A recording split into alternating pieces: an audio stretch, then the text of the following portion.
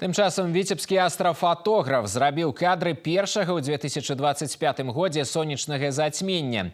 Яно было частковым, месяц закрываў каля 5% сонечнага дыска. Асобныя фазы астранамічнай з'явы маглі назіраць жыхары нашай краіны. Свой таймлапс Уладзіслаў Варанецкі здымаў каля 2 гадзін. Дакладна разлічыць час, правільна падабраць оптыку і абсталяванне задача не з лёгкіх, але толькі так можна зрабіць унікальныя кадры.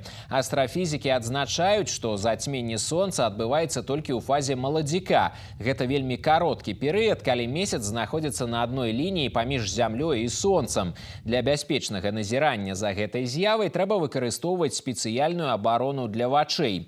Наступнае сонечнае зацьменне, якое можна будзе назіраць у Беларусі, чакаецца восенню 21 верасня. Совместно с участниками астрономического клуба «Гелиос» мы решили провести уличное наблюдение, где любой желающий мог подойти и посмотреть, как это все проходит.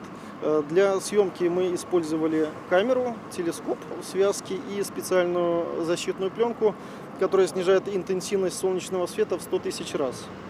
В процессе съемки мы сделали 670 кадров. И затем это все откадрировали, свели все воедино. И у нас получился таймлапс, который уместился буквально там в 12-13 секунд. И можно было наблюдать за короткий промежуток времени, как же происходило частное солнечное затмение. Летом мы планируем выезжать, снимать метеорные потоки. Это тоже довольно интересное событие. Я думаю, что у нас должно все получиться. Астрафатаграфіяй Уладзіслаў Варанецкі захапляецца больш за 20 гадоў. Здымаў месяцовае зацьменне, рух нябесных цел вакол палярнай зоркі, серабрыстыя аблокі і яшчэ шмат цікавых астранамічных з'яў. Яго унікальнымі кадрамі транзіту МКС па дыску месяца, а потым і на фоне сонечнага зацьмення некалькі гадоў таму захапляліся сусветна вядомыя касманаўты.